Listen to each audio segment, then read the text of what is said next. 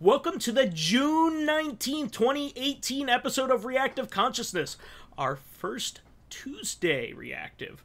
Whoa. Our in-depth podcast about what happened this week in our lives. I am your host, vysethebold, and this is... Tuesday Lotus Prince. And Tuesday Fakafon. Oh man, I hate the Tuesdays. Don't you mean you hate the Tuesdays? Oh, I don't get it. C-Lab 2021. Nobody would. Yeah. Did you watch the same cartoons we did in college? Yeah. Probably not. Yeah, no, that's old school Adult Swim from like way back when Adult Swim first started. Yeah. That's before. Have you ever seen Archer? Yes, I have. So the Archer team originally made that TV show. They made C-Lab 2021, then moved on to Frisky Dingo, and then Archer. So. Frisky Dingo? That's a weird title. Yeah, it's a very odd show, but you should watch it if you like Archer. All right. You can kind of see the through line from one series to the next, kind of like what they were getting at. But yeah, this is our first Tuesday recon. Also, this is the first official video on the Corrective Consciousness YouTube page. So if you are on Lotus's page, please follow the link shortly to get over to the main Corrective Consciousness page, so we can get you over there, get you subscribed, and get you commenting over there. Please keep the comments on the new one. Because we want to eventually migrate everything. Our timeline is going to be about 4 weeks. We're going to do on both channels just to give everybody a heads up, and then we'll start doing mini trailers for Lotus's site to or YouTube page to get everybody migrated properly. Hopefully, you'll be subscribed to both, no reason why you can't ring that bell for both Lotus and Corrective. Smash that like button, ring the bell. Click on the Amazon. Subscribe. Yeah, that's right. Stamps.com. But do you get that joke?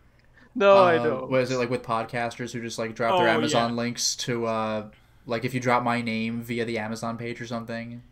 Well, if you have Amazon links, you get like affiliate. Yeah. So it's money. like it's the same product page, but if you click the link that I give you that has my like account kind of tied to it, then I'll get a little I forgot kickback. the word for it. Kickback. Yes, that's the one.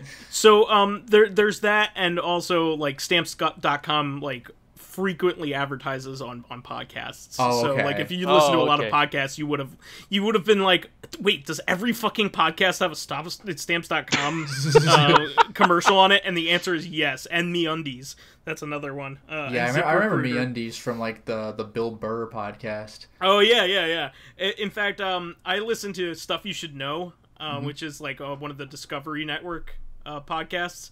And they actually had fans like order MeUndies and get them signed by them, which is really funny. That's pretty great. And then frame them, which is really funny.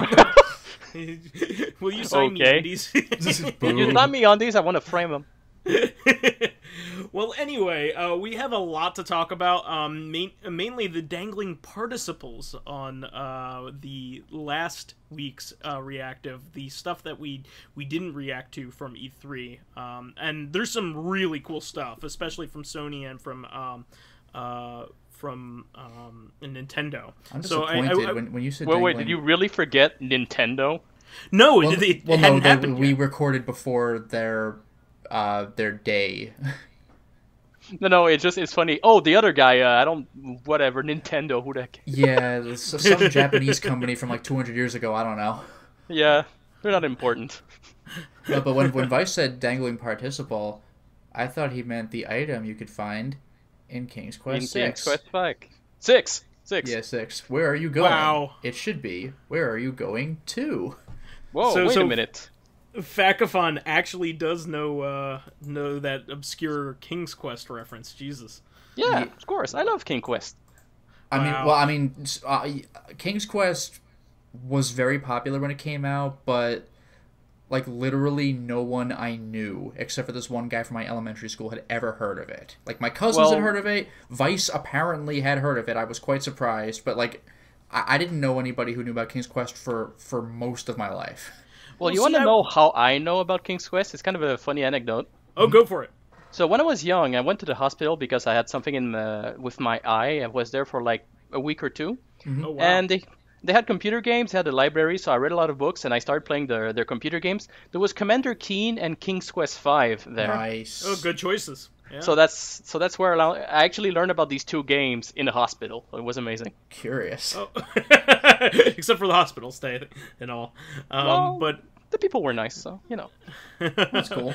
Where they were like, an eye for an eye. No. No. We're going Old Testament on you, Fakafon. Please no. Repent. But anyway, we want to get going here on Reactive. So I want to go over quickly Sony stuff that we didn't really touch on last episode, and that is the big announcement was Last of Us 2, which I didn't see coming. Yeah, I mean, like, everybody knew there was going to be one, but they didn't know when, and they were like, oh, we're doing it. Nice. Yeah, and it looks gorgeous. I mean, a lot of that is in-game rendering, I think. All the cinematics and stuff are in-game renders. And by the way, old school Last of Us had no problem getting brutal and vicious with its violence, but 2 really looks like it's stepping up its game in terms of that. Like, the kills you do are just nasty looking. Like, Ellie does not hold back. It looks like it's going to vary up the gameplay types. I heard one of the major criticisms of Last of Us OG, as it were. I never got a chance to play it quite yet, but I heard that it got very samey in terms of the combat scenarios towards the end. Yeah, it kind of pretty did, much. yeah. I mean, it's Uncharted with zombies. So, because it's more of a zombie game, it's Uncharted, like, without the climbing. It's really the aesthetic change, so it does turn into a lot of gunplay and, like, what you'd expect. Yeah. and there's a lot of walking and talking. Like, if it's your first playthrough, you're gonna love it. But if you're playing through again to get achievements or whatever, I can see it getting tiresome, every single time. It's a cinematic game, just like Uncharted is. I mean, Uncharted, especially like the later ones, really embraced the fact that it was like a live-action movie. A movie that you were playing rather, and you would also play it like a movie. Like you wouldn't play it to play it like a game. You would play it to enjoy it like a movie. No, exactly. But again, in a second playthrough, it can get a little weird. Like with Uncharted 4, for example, there are parts where you're talking as you're driving your car, but you need to get to a destination. But in an Uncharted 3, there would be parts where you're, like, walking and talking, and you're like, could I just run, though? It's like No More Heroes when you get on the phone before the boss door. You're like, let me just run there. A few games did that, actually, where they just forcefully stop you. And a lot of games did that, yeah. It's frustrating every time. Yeah, every time. Even if you're just like, okay, I get it, you're talking. Please just let me move. And God forbid you die and they make you do it again. Oh. So, the big one for me, that I've been following for the last 3 E3s, I think this is the third E3 it showed up at. Yeah. Or at least the third major press conference it's been at. I think the first time it showed up was the Video Game Awards, but I'm not quite certain. But the third Death Stranding trailer came out. And I am so hyped about this one. Did you guys watch this? No, actually I haven't. Well, the thing with Death Stranding, I have 2 things to say about it. The first is the running jokes that the more you see about the game, like the more confused you are each time. Yep. I love that. Yep. And it's still the case. Yeah, but the only real gameplay they showed was, like, there were no enemies or anything. Like, it didn't show action scenes. It just showed you carrying a backpack around, or you had this little radar-looking antenna thing on your backpack, and it's booping, and you're just walking around these empty landscapes. I mean, like, it looked gorgeous, but, like, I don't know what you're doing or why. Yeah, I mean, this was the first time, to be more specific, this is the first time we've seen, like, gameplay. Yeah, actual gameplay. But it's just walking around. We haven't seen any, like, we still really haven't seen anything. It's just like, yup, walking, like you'd expect in a video game, so we still learned nothing. Well, there are some things that it hinted at that I thought were interesting, namely in the fact that you are a courier, it appears, in the game, and you have lots of different missions. It's not carrying various different items to different places. It's not just one thing. So it was cool because you could see the various sizes of packages and how it hinders your movement. There is something I'm curious about, though, regarding being a courier. Because I'm wondering if the gameplay focuses on you actually being a courier, or if it's like Mirror's Edge, where it's like, the premise of the game is that you're a courier, but just have fun with this crazy parkour stuff and gunfights and stuff. No, I think it's gonna be an open world game, kind of like MGS5, but like even more so. Like I think it's going to be similar to Horizon Zero Dawn, because it's made by the same guys. There's nobody around ever. Like, you're just kind of walking around, God knows where. Like, I don't know what happened. I don't know why there's this like invisible animal walking around or whatever that was. It's intriguing. Its footprints are handprints. What I really liked about that, though, was, they're handprints, but you also see that it has claws, and I think the physics worked like they would have in real life, where you put, like, your hand down, but then your fingertips hit, so you see, like, this hand print just appear, and then claws kind of come out of it, and you're like, oh, Jesus. Oh, man. Like, don't let that come near me. I think it looks, extremely intriguing. You know what it reminds me of? We could do a callback to this. We mentioned this on a podcast way back when, but probably about a year ago at this point. But it reminds me of Stalker, like the Stalker movie. The that movie. We watched. Yeah. Oh, yeah. I thought you meant the game. Well, I was like, I can't help you there. Well, no. I mean the Russian movie. Just the general aesthetic, where everything's just like a wasteland. Now, in Death Stranding, there wasn't garbage lying around everywhere, but like something must have happened because there's nobody anywhere. It doesn't look like there's like industrial like decay like there is in Stalker. Like, there's obviously like urban decay everywhere. That's the thing. You are like, the technology you use, I mean, I can't promise any of this, but it looks like it looks like it's been in some way repurposed. Like, I just get the feeling, seeing what you're wearing on your backpack, like, if society were normal, I think you would have a better version of that. I just get the feeling. It looks like you're working with what you have. I love that. If society was normal. Yeah.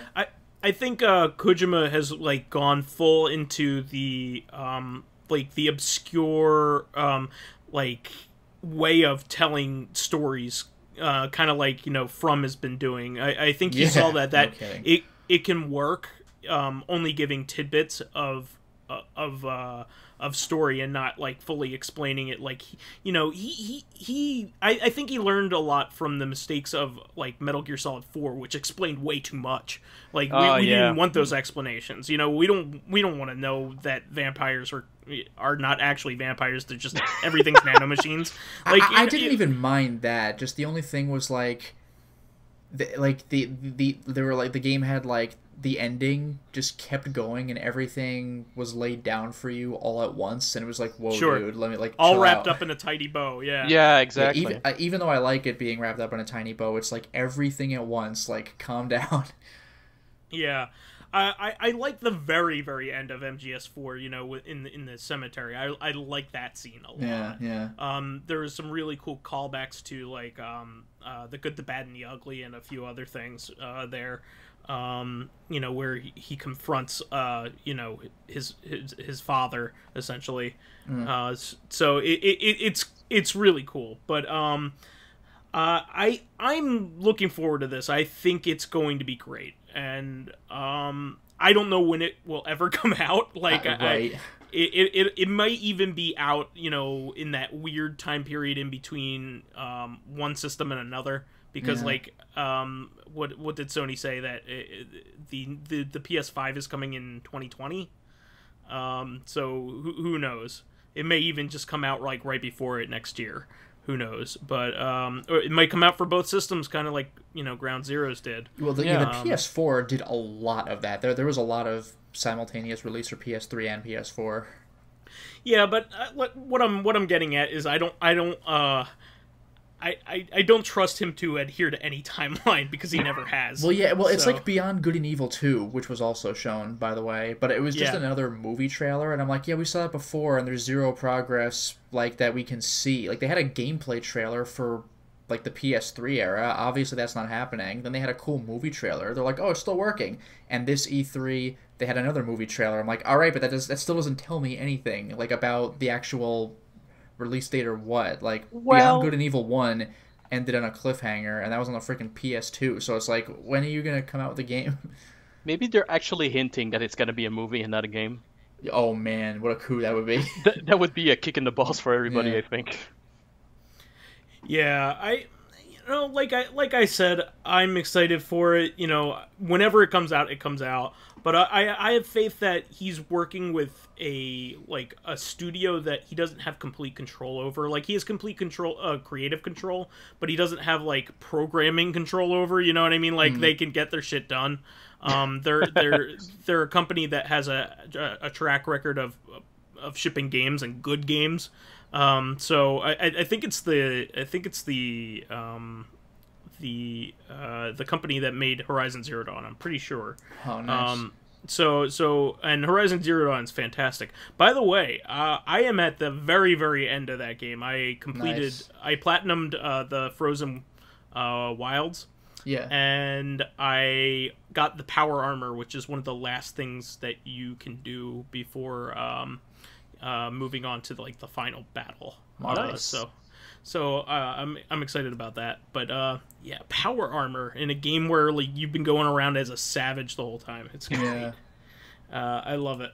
So anyway, I thought that was really cool, but I think this one is totally your jam, Lotus. Go off on it. Yeah, well, I mean, this is something that's been teased. Like, we haven't seen gameplay, we haven't seen development, we haven't seen cutscenes or anything. Just all years ago, it was hinted at that there would be a Resident Evil 2 remake, and everybody got super hyped because there already has been a Resident Evil 1 remake, and it's everything you would want in a remake. It's the first game again, but it looked better, it had better lighting, it had more stuff, it had more enemies, and it still had the fixed camera angles. Like, it was Resident Evil 1, but better. Like, it was unbelievable. And, skippable cutscenes, by the way, thank God, because, like, man, Resident Evil 1, like, you just sit there for all those dialogue scenes, and Wesker's, like, the final boss room setup is, like, a good 10 minutes worth of scene where you're just doing nothing. So skipping all that, the ability to, is so cool.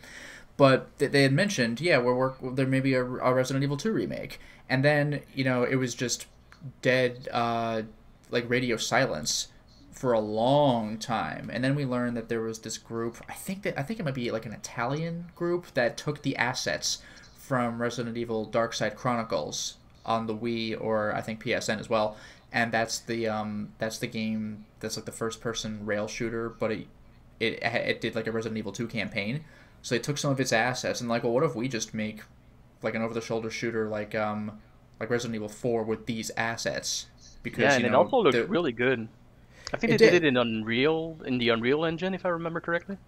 Oh, that I didn't know, but it did look cool. But then they got shut down because like Resident Evil 2 remake was supposed to actually be happening. So, bad news, but also good news, and now they finally released cinematics and some gameplay for Resident Evil 2, and there are definitely things that I have negative feelings about, but it looks like a goddamn good game. The main things I would complain about are...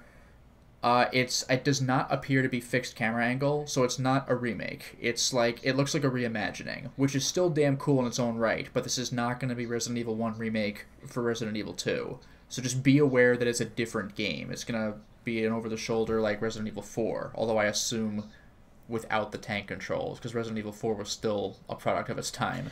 Yeah, I would think that it would be more like the controls of Resident Evil 5 rather than 4. Probably. We could actually control what because you're you could doing. strafe. You could strafe. Yeah, Resident Evil 4 was tank controls, like, in the over the shoulder.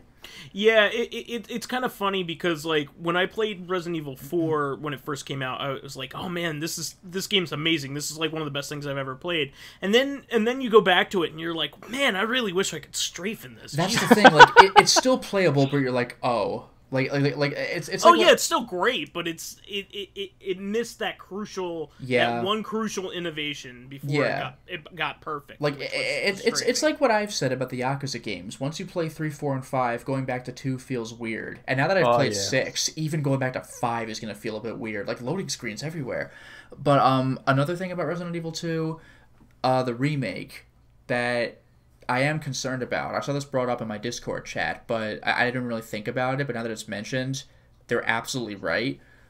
My God, this game is dark, and I mean, like literally dark, and that's kind of a problem because like Resident Evil 2 was, I mean, there obviously were dark places, but the police station was generally well lit. That was kind of a complaint people had with Resident Evil 1's remake as well. Everything is way darker, but the mansion was pretty well lit. And it's like, I hope that I can see what I'm doing in the Resident Evil 2 remake. Like, I don't want to be fighting zombies and having to, like, crank my gamma to the point where I blind myself. Because, like, this looks dark.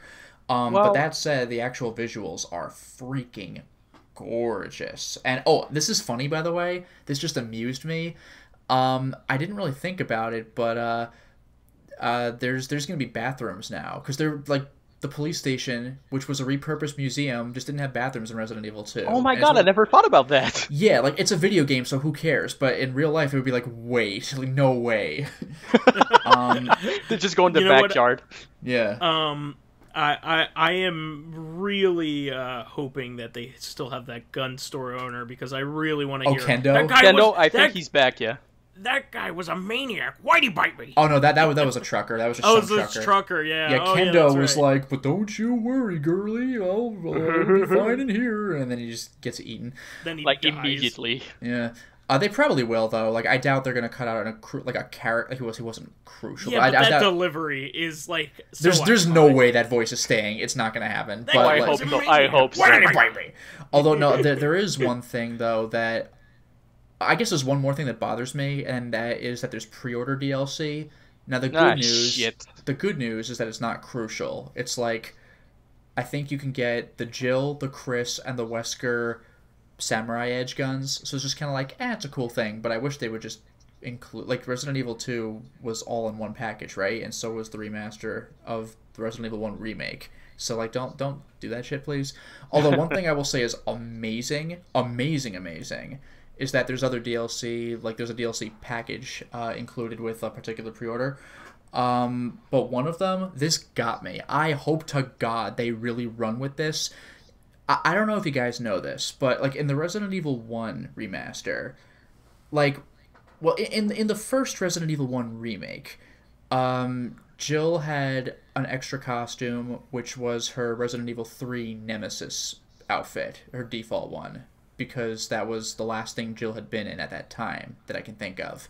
And Chris had an alternate costume that was his Code Veronica outfit, for the same reason. And when the remaster came out, they updated it again. So you still had those costumes, but Jill and Chris both had their Resident Evil 5, whatever their organization is, BSAA or something like that. Yeah, so they had their more modern costumes. Now Resident Evil 0, you didn't even have to go to the closet for this. Like in Resident Evil 1, the remake, you could just choose your costume at the start of the game. But you could also go to the closet to change if you wanted to. In Resident Evil 0, you could change to any costume you want on the fly during gameplay. And it's like everything Rebecca has ever worn, including obscure stuff. And there's a reason I'm bringing this up, because this connects to Resident Evil 2. Now, 2 costumes that Rebecca could get, one of them cracked me up. It was in her basketball jersey from that one photo in Resident Evil 2. Oh, yeah, the secret photo. Oh, yeah. And the other was, it kind of looks like her Resident Evil 1 outfit, but it's red, and she has like a medic's cap. And that's a piece of trivia. That's from Resident Evil 0, the prototype version, when it was being designed for the Nintendo 64. Oh. The reason I bring this up is that one of the there's a DLC costume for Claire in the upcoming Resident Evil 2, and this blows my fucking mind. Elza Walker. Do you recognize that name by any chance? Not sure. She was going to be the hero in what is now known as Resident Evil 1.5. That was that was the you know how Resident Evil 2, like some versions of it, or no, excuse me. You know how the Resident Evil 1 director's cut came with the Resident Evil 2 preview disc? Sure. Well, in Japan, obviously the game came out first there. Their preview disc was different from ours. It wasn't playable, but just a movie of what would have been Resident Evil 2, which is now known as 1.5. And it had Elsa, who was like blonde, completely different outfit. So like Claire's gonna get an Elsa outfit, which is like that's fantastic. Capcom has always been really good at fan service, and that's a solid example. Yeah, but that's like fan service. Yeah, well, Japanese people would probably get it more easily than Americans would. With Americans, it's a pretty niche community. Japan, it was more of a mainstream thing. It was like, here's the game that you're going to get. Oh, wait, actually, we're changing it up. Like, Americans officially never knew. So it's really cool regardless. That's awesome. Can I add one last thing about Resident Evil? No, we're done. Go for it. Oh, shit. Well, never mind. I mean, go ahead, yeah. So react to us and don't talk. Just say So we were actually like you said, we were talking about the lighting thing in Resident Evil 2's remake, where it's dark everywhere, and I was talking about that in the Discord with other people. And what I think happened is, because they don't have the fixed camera angles anymore, the way they made the player feel tension or danger is they couldn't control the camera. If there was an enemy on screen, the only way you would know is to aim at it and be like, oh shit, there it is, or to hear it. But now, since you don't have that restriction where the camera is free, wherever you look, you're gonna see it ahead of you now, they needed to make a way so you couldn't see the enemies anymore like they did before. And I think the only way to do that is to make everything dark, since you control the camera now. Yeah, I mean, like, that is legit, but, like, I do want to be able to see the game I'm playing. Like, I'm okay with it being somewhat dark, but, like, don't overdo it. You know what I'm excited about in this game is this is going to be the first time where Resident Evil 2 will actually feel like it's in a city. That's a good point. Because they'll be able to render a lot more zombies all at once, and they'll have to because they're so much easier to kill. Yeah. Actually, here's the thing about that. With the aiming controls. Yeah, but now that you mention it, here's the thing about that, though. I think Resident Evil 3 realized that more. Because Resident Evil 2, you start in the city, but that is, like, the first, 3 minutes of gameplay, and then it's over. Yeah, and that's it. But, that's really what, it was kind of like, the hell on earth kind of thing. It's one thing... Yeah, the opening screen is like, oh shit, like it's everywhere. It's one thing to have it in an isolated area, like a mansion, with a top secret laboratory underneath it. Mm-hmm. That's an isolated area, but where actual civilization is being taken over, that's that's terrifying. Huge amounts of lives lost all at once. And not only that, this is it's going to sound like a minor thing out of context, but just that one screen, or I guess technically two screens, where you run from the front to the back of a bus, just a city bus, just running through it. That's iconic. Pretty surreal. Yeah. Oh, by the way, one thing I should mention, I forgot about this, is apparently the Resident Evil 2 remake is going to have stuff that was left on the cutting room floor for the original Resident Evil 2. Resident Evil 1's remake did that too. Lisa Trevor was apparently proposed way back when, and didn't happen. But then she did in the remake. So Resident Evil 2, I think, is going to get stuff like that, which is pretty rad. I am really hyped about seeing Birkin's changes. I cannot wait to see Birkin's changes. Also, Mr. X is rocking a fedora, I think. It kind of looks badass on him, but... He always had a fedora, didn't he? No, he had no hat. He had the big trench coat. Yeah, he had no hat. Yeah, no hat. He had the super trench coat, but he never wore a hat. But this time, I don't know. It kind of works. It doesn't not work, but it's I gotta get used to it. But it's decent.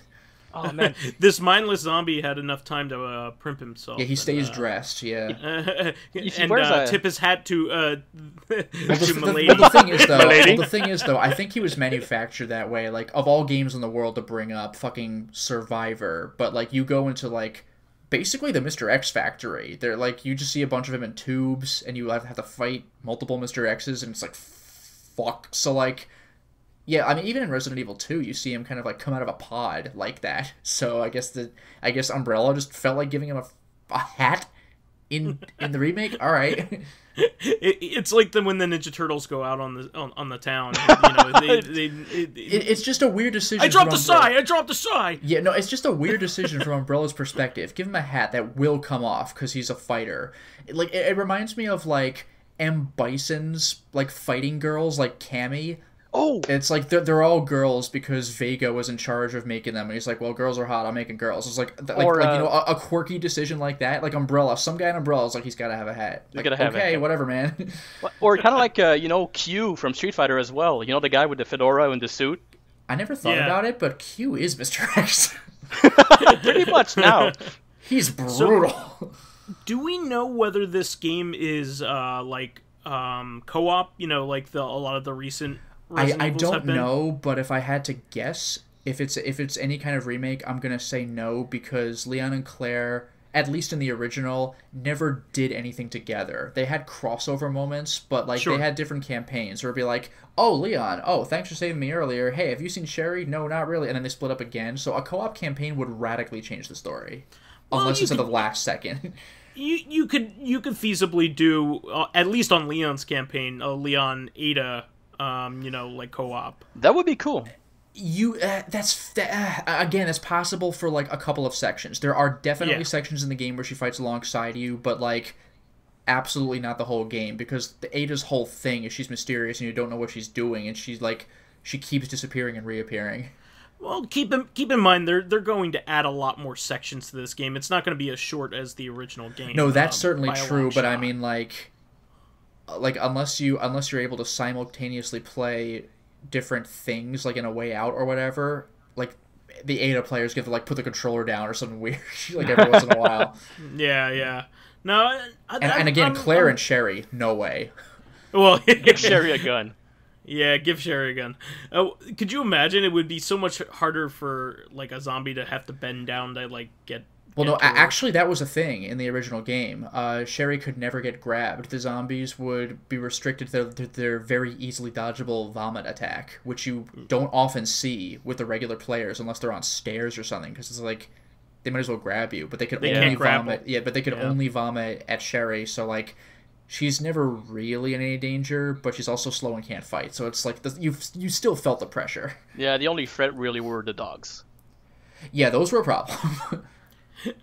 As they always are. Actually, did Sherry even have those? I know Ada had those. I think there's one screen where there's dogs. Oof, brutal. Okay. So anything else on Sony's end here? We should stop, because if we keep going, it'll be the whole podcast. Yeah, it'll be endless. I guess the only other thing I'll say is I don't remember if it was announced at E3 specifically or not, but apparently Soul Calibur 6 has a release date. I think it's like October, so I'm excited. Nice. Yeah, and also some Witcher crossover action there, huh? Yeah, Geralt is the guy that Soul Calibur's crossing over with this time, and he's pretty appropriate. It's like Link. Like Heihachi doesn't feel like he belongs in Soul Calibur, but like Yoshimitsu and Link and Geralt do. Yeah. Yeah. Well, they had to add somebody to complicate rights issues in years to come. So I know. Glad they, yeah. Like it was Star Wars characters. What for 4? Yes.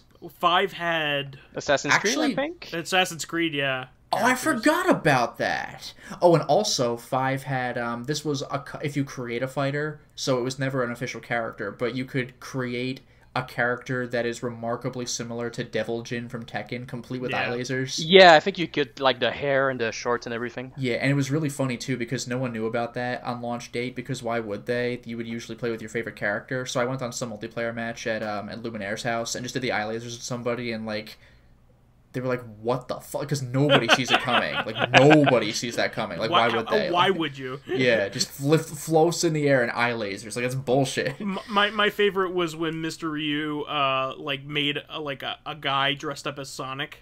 And had him have Valdo's moveset, so he was rolling around in a ball At the speed of sound, baby. Oh, Nice. It's so funny. So it looked like a demented, like, horny Sonic, like, guy in a Sonic suit, you know, like, Yeah. just rolling around being a pervert. And just doing the worm and cutting you up while he does it. And it's like, what? It's so funny. Well, I always pine for this every single time. I think this is always my favorite part, but it's Nintendo's part of E3. I'm a Nintendo fanboy, but I always think that they have the best announcements. Are you sure? Well, the irony is that this year in particular, people thought that Nintendo had by far the weakest presentation of anyone else because they I don't think only so. Smash. I don't think so. I don't think so. Yeah, I mean that is a big deal.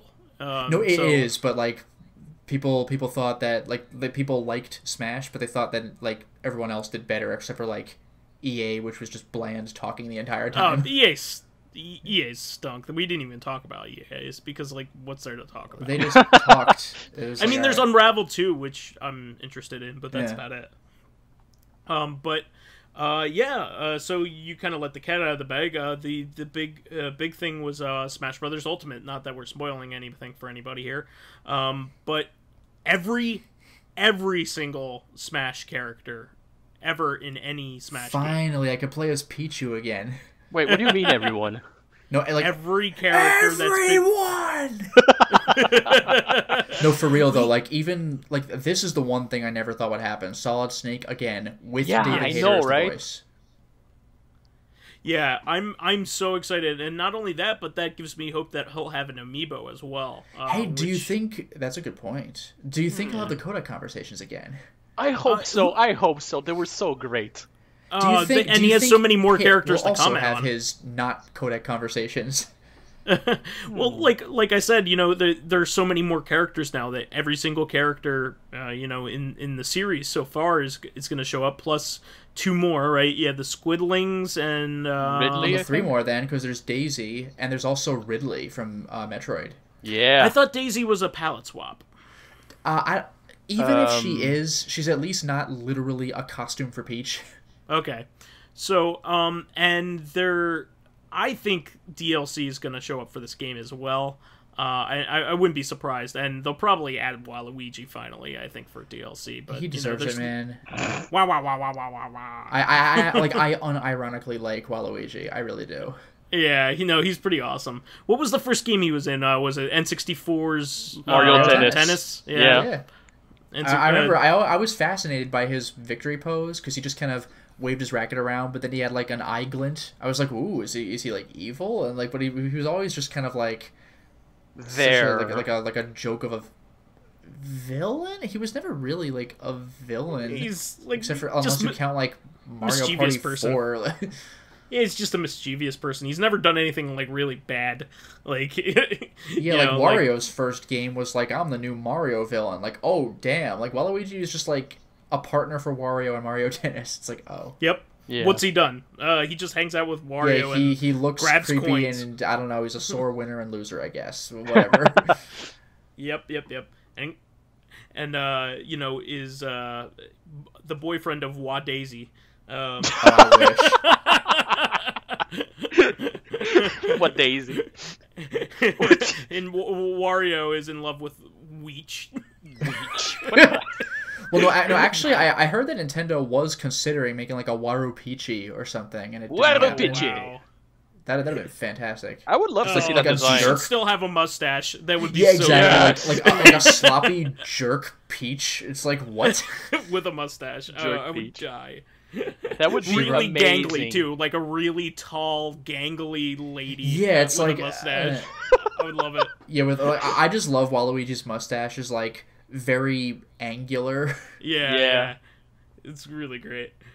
But I am so excited because Snake was my favorite character in Brawl, and Brawl is probably the least favorite Smash game. So because of the pratfalls and a couple other design decisions. And you are floaty in that game. Like, I didn't realize when I played Brawl, I had a perfectly good time. But when I went back to Melee, I was like, the characters are like rocks. Like, how? Oh yeah, no, I actually don't like Melee because of that. I think the Smash Brothers 4, Wii U and 3DS. It's actually pretty funny that they named it that. I didn't realize the pun until only like a few weeks ago.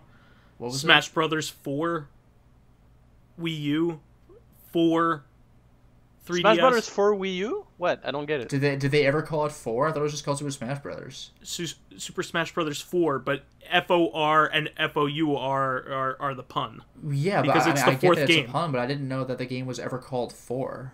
Oh, I'm sorry, Vice. I think that joke just totally failed. No, it's not. It's not a joke. That's an actual pun that Nintendo intentionally made. Wait, really? They Smash Brothers 4, and then they added the system that it was on. Oh, I had no idea that was even a thing. Oh, fair enough. Oh, on the because box, it's the fourth like game. FOR? No, but that's the pun. Okay. It's the fourth game, so it's Smash 4. Well, no, but anyway. I'm so sorry. We gotta flunk that bit. Yeah. By the way, I do think, I assume It's true. that if Smash Ultimate's going to have everybody, like, I do hope that it has both the Wii U and the 3DS levels, because there were system-specific levels. So I think somebody listed all of the levels that were not included. Like the Mario Maker level is definitely not in the new one.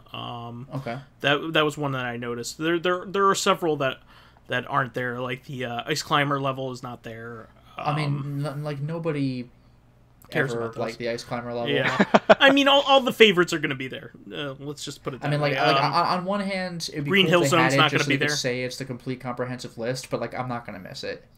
Green Hill Zone's not going to be there. Well, that's kind of too bad, actually. Yeah.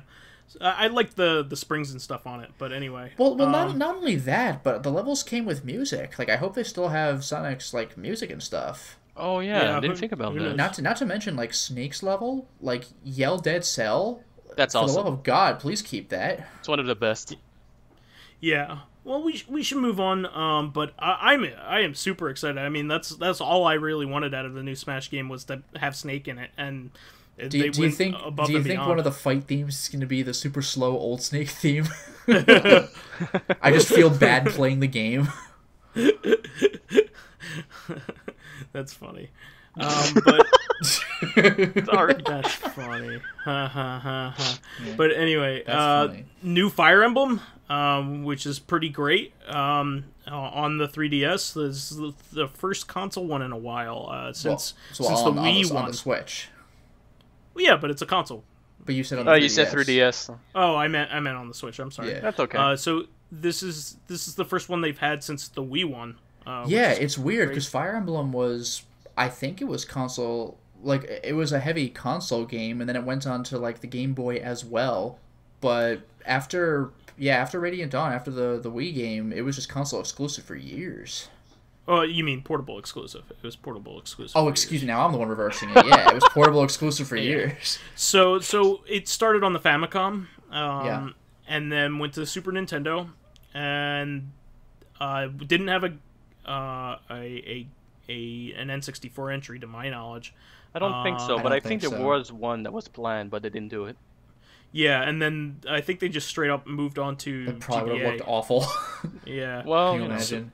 Because you don't want it to fall into that, like, now it's in 3D trap and looked like garbage. Like, Ogre Battle moved along Ogre Battle and looked good. maintained 2D, and it looks amazing as a result. But Fire Emblem, who knows? Yeah, but this is great. I mean, I would actually be even happier with an Advance Wars Oh my god. title on the Switch. I would be very happy with that. But I guess it'd be called Switch Wars at that point, wouldn't it? yeah. Well, I mean, Well, actually, you never know, because on GameCube it was called Battalion Wars, so it's it's just a generic. And Wii U, it was Battalion Wars 2. So Yeah, I kind of regret not picking up the Battalion Wars game because I never knew that they were Advance Wars games. I thought it was just a generic title, and I didn't realize the blank Wars has been a thing since the very beginning, like Famicom Yeah. Wars. Oh, okay. yeah. They even had a Game Boy Wars game. Oh, and wow. everything. I Yeah, never knew yeah. about that. They recently translated it, translated it. So yeah. And then of course, it went on to Advance Wars. Advance Wars was the first one we got out of that entire strategy. Yeah, the two Advance Wars games, the games. DS game, and somewhere in there, the GameCube game. Yeah, yeah. So, I'm excited for that, and then a couple little games. Oh, well, this one looks really neat. Did you see Daemon Ex Machina? No. I think I heard the name, but I don't know anything about it. So this is a game made by an old From Software alumnus. He is making a new mech game. It looks like Armored Core, but it looks more action-oriented. So it'll probably be more like Metal Wolf Chaos than Armored Core. It looks less simmy than Armored Core, in other words. So by the way, it looks like a lot of fun. Speaking of a From Software person, did we ever talk about, even last week, the Not Souls game they're making? Yes, we did. Yeah, I think we did. I think you guys did, actually. No, I wasn't there. You were there in spirit, Fakafon. Yeah. Sorry, I tried to include myself. Yeah, there we go. I'm part of the gang! And then you have Super Mario Party, which is a good addition because, you could play 4-player all on one Switch and just, lay it down. Cool. So that'll be a lot of fun as a portable game that you can take anywhere.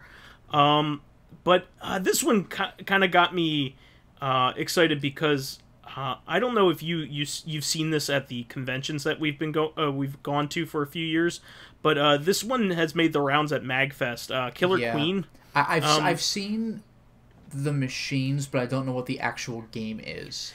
So it's like it's like a real-time strategy game, and it was 4-on-4, I think, or 5-on-5.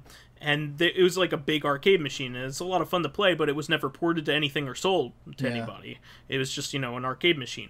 They are making a 4-on-4 version of it for the Switch. Nice. It's rebalanced. That's pretty cool. Is it dynamite with a laser beam? Yeah. Is it classy like a Baroness? Guaranteed to blow your mind. Does it always change its address for convenience, or however that lyric goes?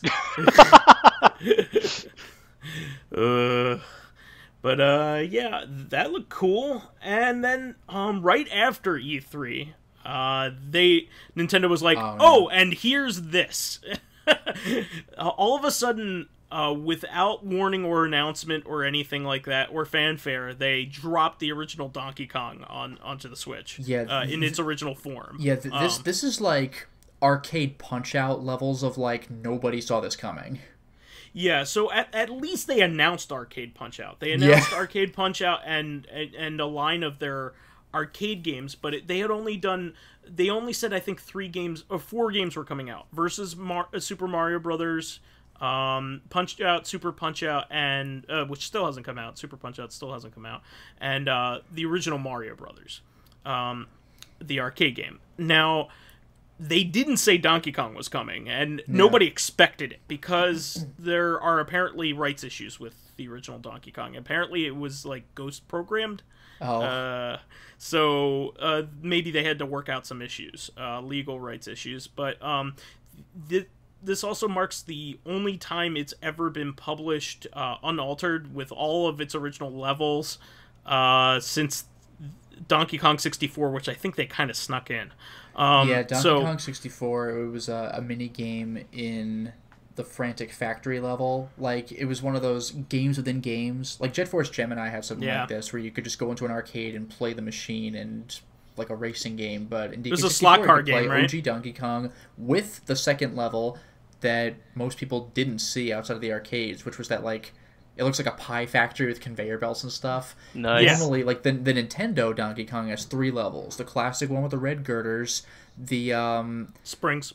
What was it? Springs. Yeah, the spring one, which is that's the worst level, and then the last level where you defeat Donkey Kong by breaking the pieces off of the blue girders. But that factory-ish level, again, a lot of people probably don't know it exists unless they played DK64. Either that, or if you have a Donkey Kong arcade machine near you, because like that's not exactly mainstream, even though everyone knows what it is. So like now you can play it. Yeah, I'm very excited about this because I never thought they would ever do it, and also now I don't need to buy Donkey Kong 64 on the Wii U, so I'm very I think about you that. do, don't you? I think you should buy Donkey Kong 64 on Wii U. Don't you want to play Jetpack on the ZX Spectrum? Look, man, I could do that on the Xbox One. They have that on the Xbox Oh, One. no so kidding. Yeah, on the Rare Replay collection. So don't. Oh, Give that me was on. Oh, well, yeah, that is a really old school Rare game, isn't it? Yeah. Okay. So in fact, they put it out while they were Ultimate Play the Game, not Rare. Oh man. Whoa. Yeah. Before they put out Saberwolf, before they made that into a killer, Killer Instinct character. Yeah. Oh, by the way, this is getting a little off topic, but one thing that amuses me is that I think it's different. I think it might be different on the Xbox, but on at least N64 version of Conker's Bad Fur Day, his idle animation, he breaks out an OG Game Boy and starts playing it, and you could kind of hear the Killer Instinct music over it. Oh, nice. Oh, yeah. Because they're both rare games. There was a Killer Instinct Game Boy game, so exactly. It wasn't good, but no, but like the joke makes sense though, which is pretty great. Yeah.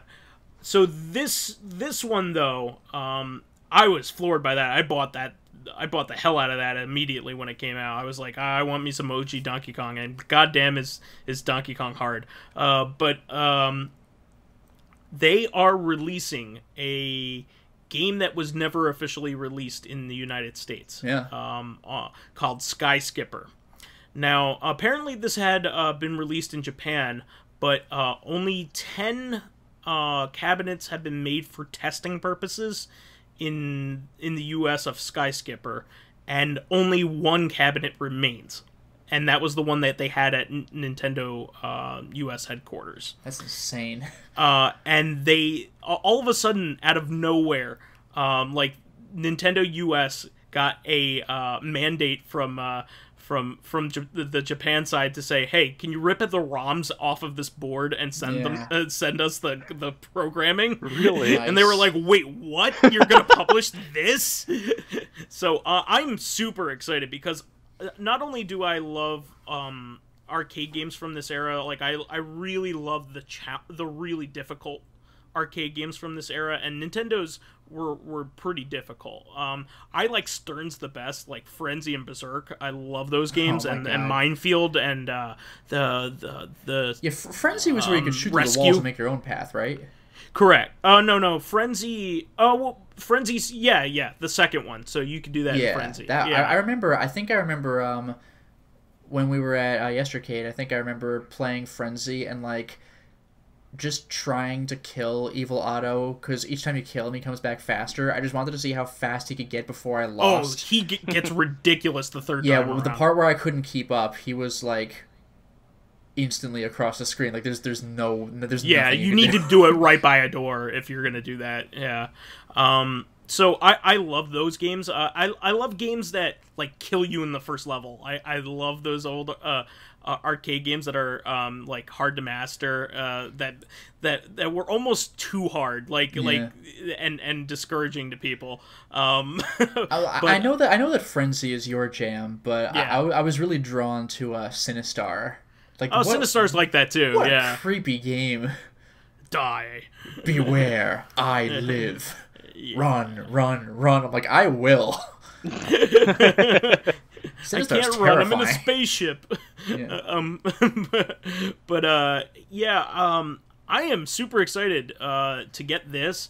Really, the only big Nintendo arcade games that still need to be released at this point are Super Punch-Out, which I'm absolutely sure is coming. And then there is what else would Popeye is probably never coming out. Popeye, no way. The whole reason Donkey Kong exists is because they couldn't make Popeye happen, right? Yeah, that's right. No, Popeye was made eventually, though. There is a Popeye Nintendo arcade game. Also, they did do it. Released on the NES as well. I mean, yeah, that is true. Yeah. That is one of their classic games.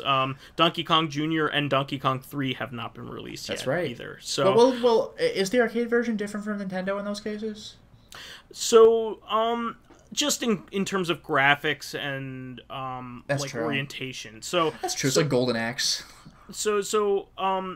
Really, both of those games are pretty much unchanged, but I still want them in their original format with the tate orientation, with the sideways screen. Well, not to mention, it'd be nice to have a re-release anyway, just so you don't have to go buy a freaking Nintendo Entertainment System to play it.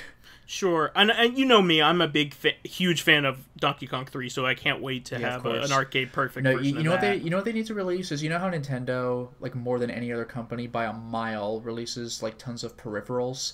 Yeah, they ought to give you an arm wrestling peripheral, so they can release that arm wrestling game with Bald Bull in it. Nice. Apparently, that was played with a 5-way joystick, not an arm. Apparently.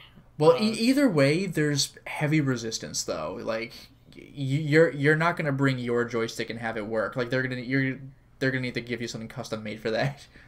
I think it was played with just a normal joystick. I think a lot of it was button presses and like maneuvering the joystick at the right time in the right direction. Never mind then. It wasn't. I'm just confusing it with like an actual arm wrestling game. I've seen it like a rest stop or something. The game that you're thinking of, I think, is one of the Sonic Blast Man like spin-offs. Yeah, maybe there was like the one I'm thinking of. There was an actual arm, and there's like no way of beating that. Yeah, I think that's Power Arm 1 and Power Arm 2, something like that, and you fight Sonic Blast Man in it, I think. Nice. Yeah, I remember that from when I was a kid. I think that was made by Jalico. So anyway, I think those are all the really big things that I wanted to talk about in terms of E3 related stuff going around that. But I am, I was off the wall on all these things. I loved it. This was a great E3. Yeah. This is probably the best one since like Shenmue 3 was announced and all that. And Last Guardian was announced and all that stuff. So. Oh, the Last Guardian was shocking. Like when you saw the gameplay video. That was another thing where they showed you a gameplay teaser and people flipped, and then it was like 4 or 5, maybe even longer years of just silence to the point where people thought it was dead. What was it, like 7 years of silence where people like were sure that the project was canceled, and then like, nope. The one I'm referring to, I think, happened 3 years ago, something like that, or 4 years ago. Yeah, but the original teaser was a while ago, like when we were in college. Sure. Like on like for the PS3, so like we thought the project was dead, and then they're like, "Nope, we're making it. It's coming out soon." Like what? it's like Shenmue 3. Like like Sega finally lost the trademark, and that was when everyone like, I didn't really think they were gonna make it, but now it's dead for sure. And then they kickstarted. Like what? That was mind blowing. So the last thing I wanted to talk about were some very nerdy things here, but fans have heard me talk about Super SD System 3, which is the optical drive emulator for the PC Engine and TurboGrafx 16. Right. So this was made by the guys who made the ROM cart, the first ROM cart for the Neo Geo systems. Now, it came out and it was not perfect. And then they came out with a revision, which is what I got. I got the version 2. And it still wasn't perfect. The video doesn't look the best, and it also has some sound issues. Well, 2 industrious guys named Firebrand X and Voltar have just come out with fixes. Wait a minute, isn't Firebrand X the guy? Isn't Firebrand X the guy with the Framemeister profiles? Exactly, that's him. Damn, that guy's hardcore. He's amazing. He's done so many cool things for the community. Like basically just out of the kindness of his heart to give people these things, because he could just keep these designs to himself just to fix it for himself, and then that's it. But he's been sharing all of his fixes and also wanting to release, how to fix these things for other people. That's really nice. And by the way, just to clarify what I meant, the Framemeister, the upscaler device, you could hook your old systems to, and it outputs an HDMI. What I mean by Framemeister profiles is the Framemeister is very customizable. You can adjust the width and the height of your picture. So like if you have little multicolored rainbow pixels on the bottom of the screen that you might have seen on your CRT TV, you could kind of like crop that out, stuff like that. You can adjust like lighting conditions. So when you're finally done tweaking your thing, you could save that profile, so you don't have to do that every single time because it'd be horrible. So Firebrand X has made lots of profiles for like every system he has access to and released them online, so you can just download them, put them onto a micro SD, and put them in your FrameMeister. It's amazing. And this includes obscure stuff like there are like 2 or 3 different kinds of profiles for the Sega Genesis, because there are some Genesis games that work in slightly different I think it's resolutions than others. Like some shooters won't look the same as like Sonic, so your picture might look a little weird. So he's like, I made 2 different profiles, and this guy's made like a 720 profile for the PS2, a 1080 profile for the PS2, like a sharp version, smooth version, depending on how you like your graphic. Like, this guy has really gone out of his way. And the pixels are perfect. They're perfectly square. Like, he did all this research to make them sure that they fit exactly on your TV to make them perfectly square. Like, he's done a huge amount of work for the community in making sure that this stuff looks great. That's amazing. And in terms of, yeah, he's done a huge amount of really great work, and he's been doing it for the OSSC too, the open source scan converter. Yeah, the rival to the FrameMeister. He's also put out settings for the Super NT. The analog Super NT, yeah. He's told people how to set it to make it look good in 5x settings and 4x settings. Okay. So if you don't mind some of the pixels being cut off like certain games have what's called overscan. Yeah. Like on an original, what was that? What was overscan already? I forget. Yeah, I'll explain. Oh, sorry. So some of a lot of the games were made with some of the picture hanging off the screen because it wasn't. It was just extra there to kind of just be there just in case a TV had a wider view when we were using old school tube televisions. A lot of times this was unused space at all. It was just black. So what he's made certain profiles that work for the games that have just black there, so you could zoom in even more. And then he's had ones that include the entirety of the picture. Yeah, so this means, by the way, that not only did he make those profiles, but he also had to see which games did that. Oh, yeah, no. Because, like, even with the FrameMeister profiles, he has lists. Like, for that Sega Genesis thing I mentioned, like, he's like, here are the Sega games that do this, so you know to avoid them for this profile and use them for that profile. It's crazy. Yeah. So, apparently he has some electrical engineering experience, or is an electrical engineer, because he actually put up... So there was some problems with a buzzing sound happening whenever the CD would be being accessed by the PC Engine or TurboGrafx 16 on the Super SD System 3. And so this buzzing sound would happen, and people didn't know where the buzzing sound was coming from. They thought it was just like a factor of the system kind of interacting with a fake CD-ROM drive. You know, it's just like one of those things. He actually like set up a probe to find out exactly what part of the damn thing was making the sound, and replaced it with a resistor and or a capacitor, and that's all you need to do. I wonder if he could do that with the Dreamcast, because that system is fucking loud. Well, sorry. You got to remember that once you take out the CD-ROM drive, and put an optical drive emulator in that, which they do have, they have 2 of those for the Dreamcast. You don't hear it unless you just hear the fan there.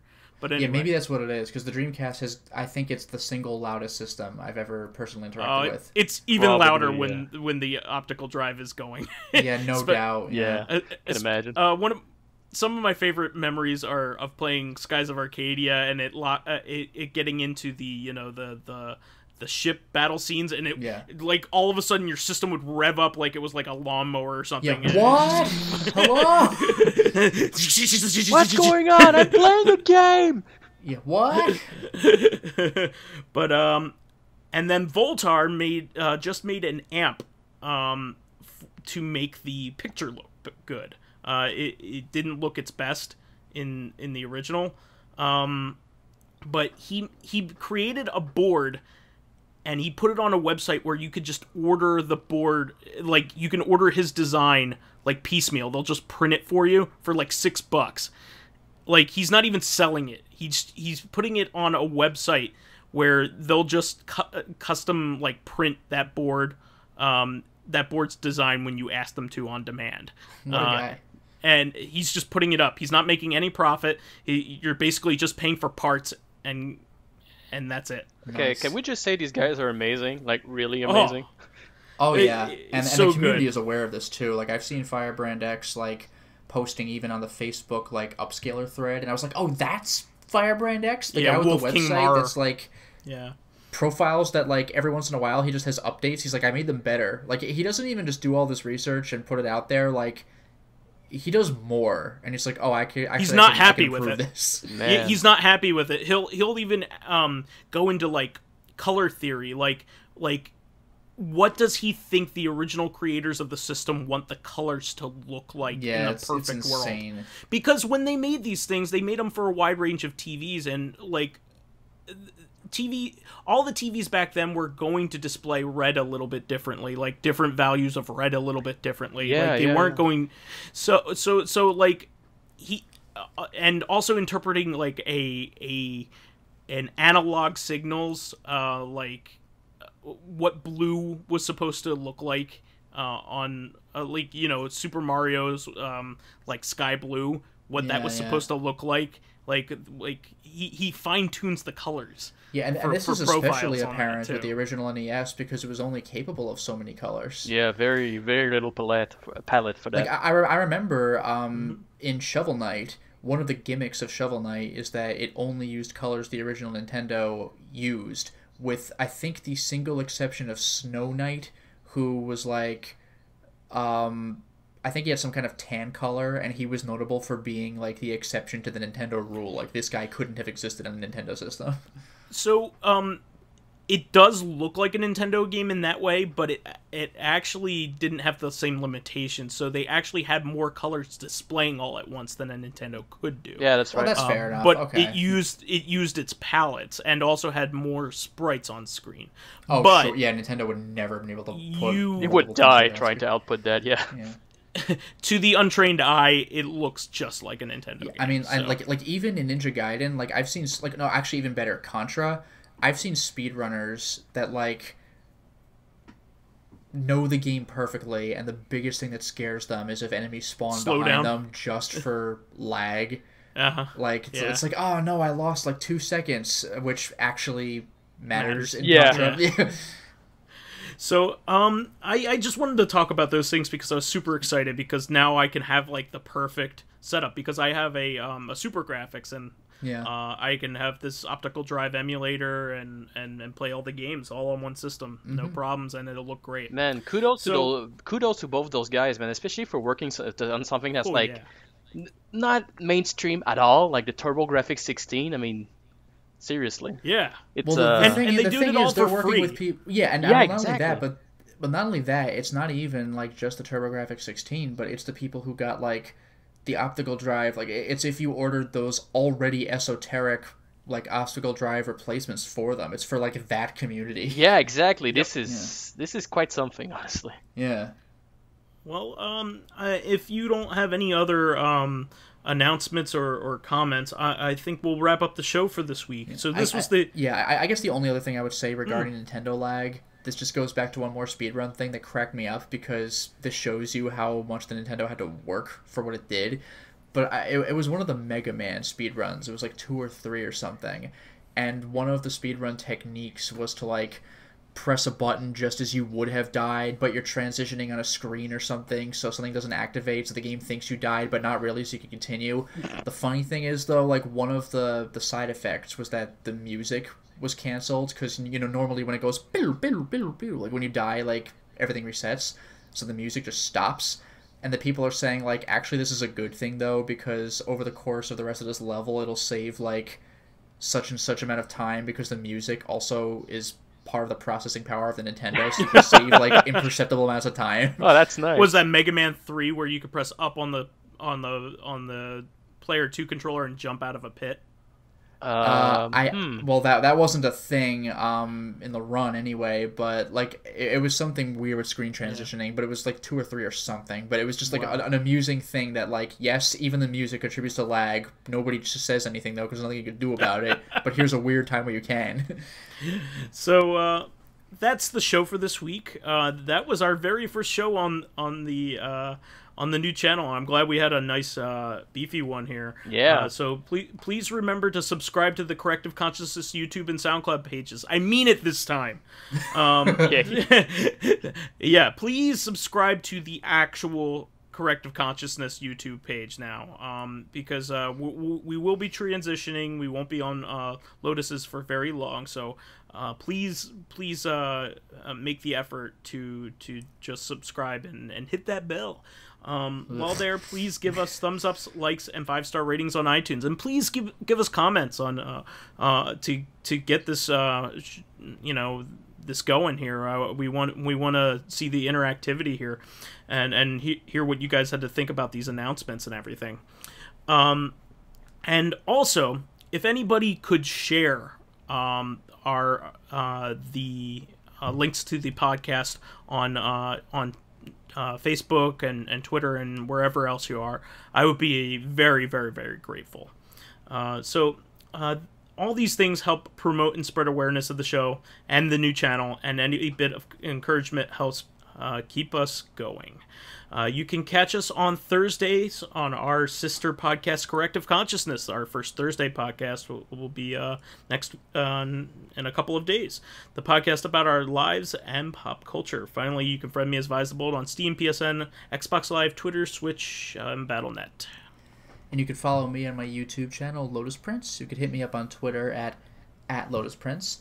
And finally, if you are interested in seeing my videos early, getting in on exclusive live streams, selecting upcoming games for me to Let's Play, and getting involved in a Discord with all other patrons, then perhaps consider swinging by my Patreon account, which can be found at patreon.com/LotusPrince. And you can find me on YouTube or Steam under Fakafon. You can find me on Twitter under Lou Fakafon, that's Lou with a P. And you can also check out my webcomic on kadrula.com. Yeah, and you posted up some original content art recently. It looked really good. Yeah, thank you. It's actually, I'm working on creating a Patreon page for my webcomic, and these are going to be the tiers. Marvelous. Excellent. And I will cry along with them. God damn it. Took me a second. Tears. So we will catch you on Thursday, guys. Until next time, everyone. Goodbye, everyone. Bye-bye.